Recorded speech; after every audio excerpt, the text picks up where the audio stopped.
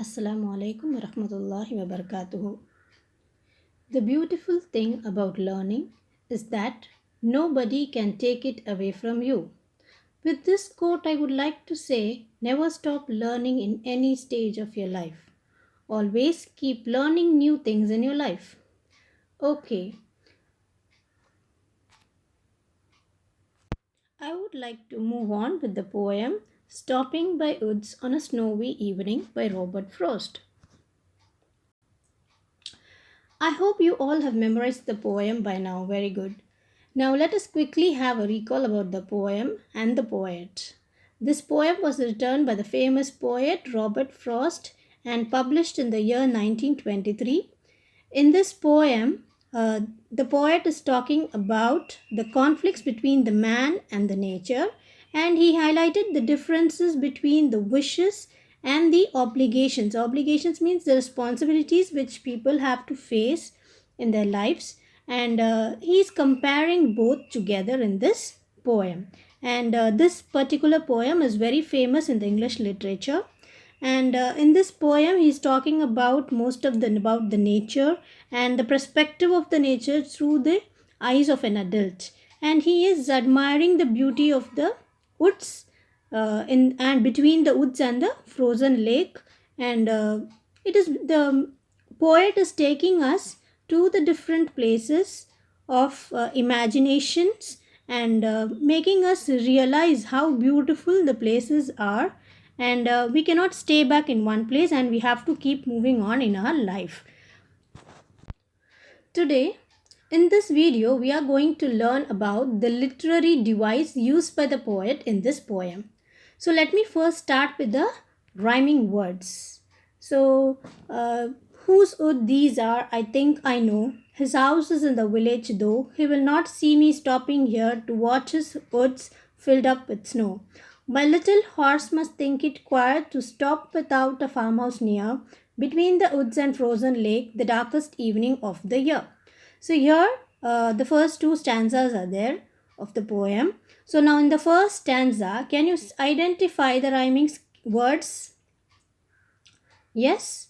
Do you know what is rhyming words? I hope you all know. You can find it out easily. Yes, very good. So the rhyming words will rhyme with each other.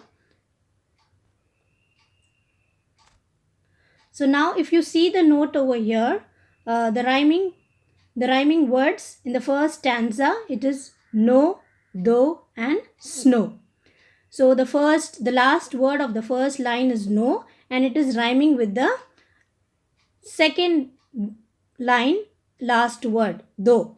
And again in the last line of the first stanza, it is the same word snow, so it is rhyming with each other. So this is the rhyming words in the first stanza.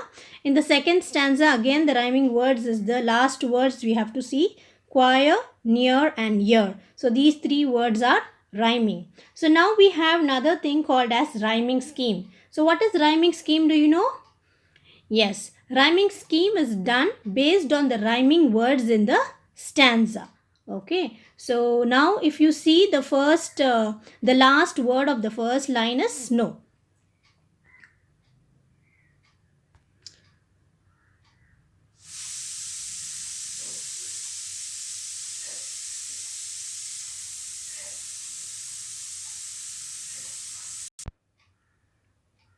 This is no, this is though, and this is snow. So these three are rhyming words. So always in the rhyming scheme, the first line will be A. The second line will be, we have to see the last word of the second line, whether it is rhyming with the first line. Now here it is a rhyming word. So this is also A. Now we have to see the third line. Is the last word of the third line rhyming with the first one? No, it is not rhyming. The first and two are the same. The third line is different. So this will become B.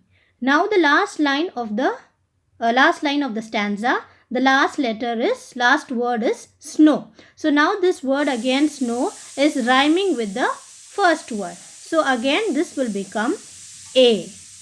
Do you understand what is rhyming scheme? So the rhyming scheme of this stanza is A, B, A.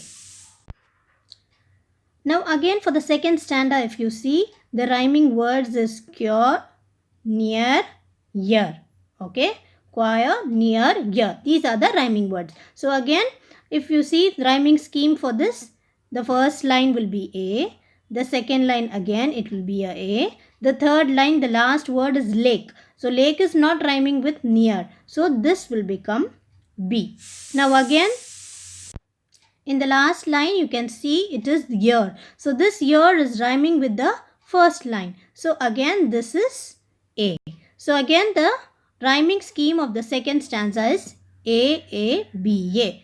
Hope you all understood rhyming scheme. Yes, children? So this was about the first and the second stanza. Now let us see the next one.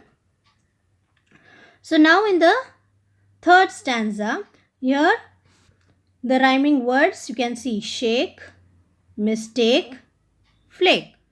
Now in the fourth stanza, the last stanza, all the four words are rhyming. Deep, keep, sleep. Now sleep is repeated here 2 times. So again it is the same. Rhyming words in the first stanza is shake, mistake, flake. And the rhyming scheme. Again the rhyming scheme, you see the first line it will be A. The second line again it is rhyming with the first line. So it is again A. The third line sweep. Now this word is not rhyming with the first line. So this will become B. Now the last line flake, this is again rhyming with the first word. So it is again A. Now in the last stanza it is deep, keep, sleep, sleep. So this is A.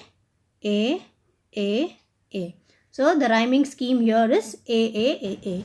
So this is called the rhyming words and the rhyming scheme of this poem. I hope this is clear. Till now it is clear, children? Yes?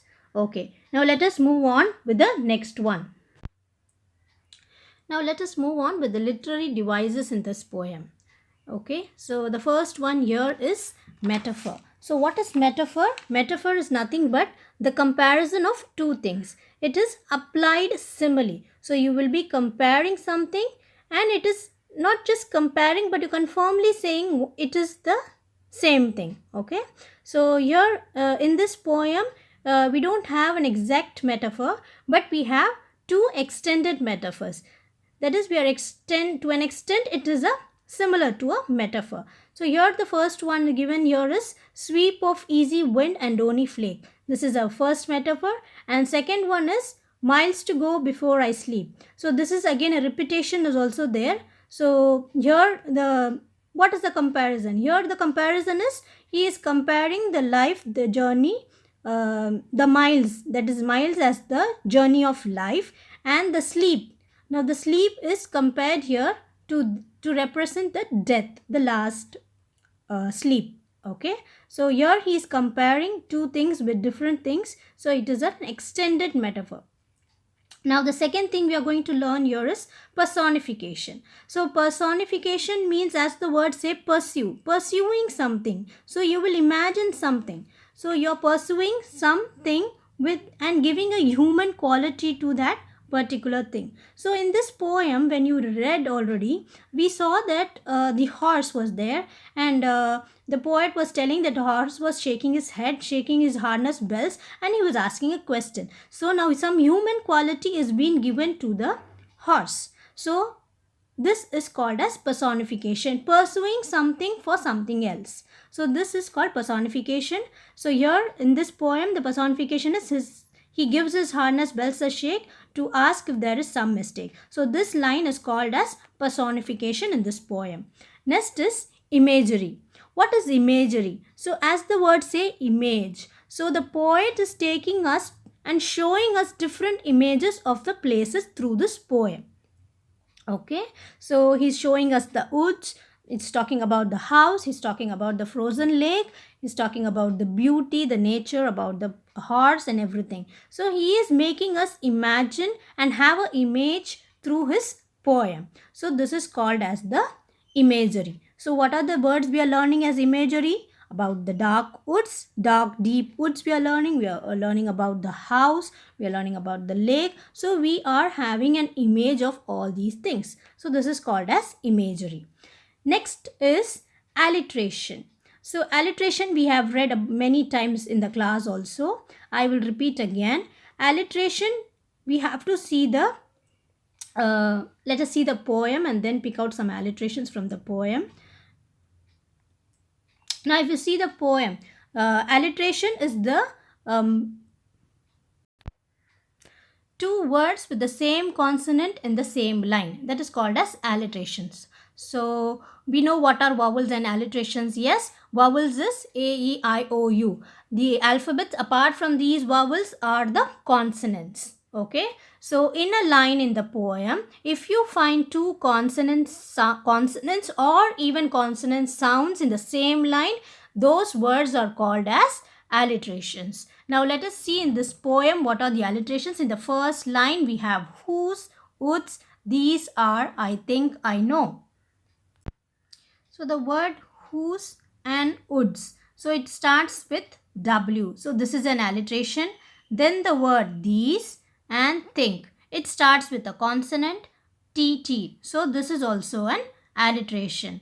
Now in the second line we don't have an alliteration. In the third line again we have an alliteration here. Now you can see the word see and the word stopping here. So both starts with the letter S. So this is an alliteration. Now again in the last line of the first stanza, watch, earths. So these two are the consonants. With also is there. That is also starts with W. So this is also a alliteration.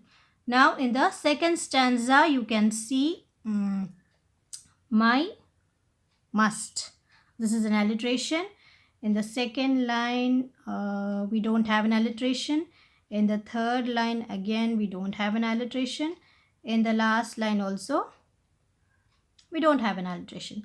Now see in the third stanza, his harness. This is an alliteration. Then sounds, sweep.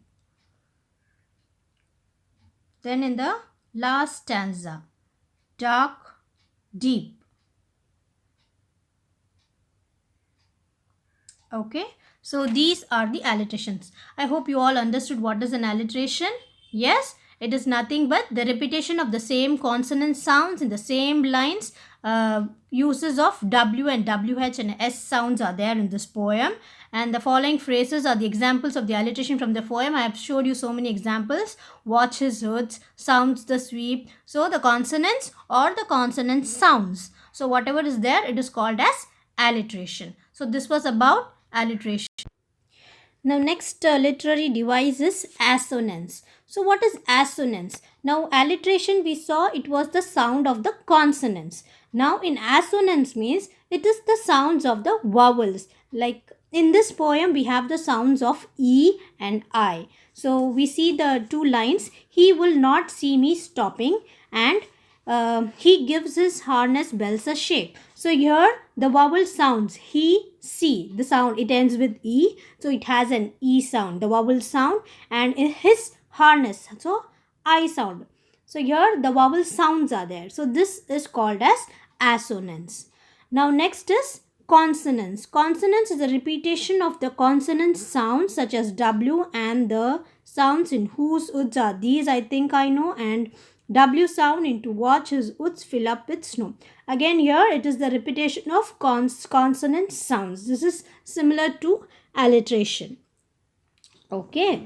So now next move to the euphony. Again euphony is the sound which is very pleasing to our ears. So in this poem, the poet Robert Frost is trying to show us the woods and about the loneliness of the journey which he is traveling in. But he says that it is not like an haunted place or it is not even scary. He is enjoying it and it is very pleasant, an uncorrupted world. He's telling he is enjoying and it is very clear and very beautiful it is. So he wishes to stay there. Therefore it is an euphony. So therefore in this poem Robert Frost has beautifully used various literary devices to make this poem very beautiful in terms of literature and things like that. So I hope you all enjoyed and understood what kind of literary devices are being used in this poem. Okay children, thank you. Have a nice day.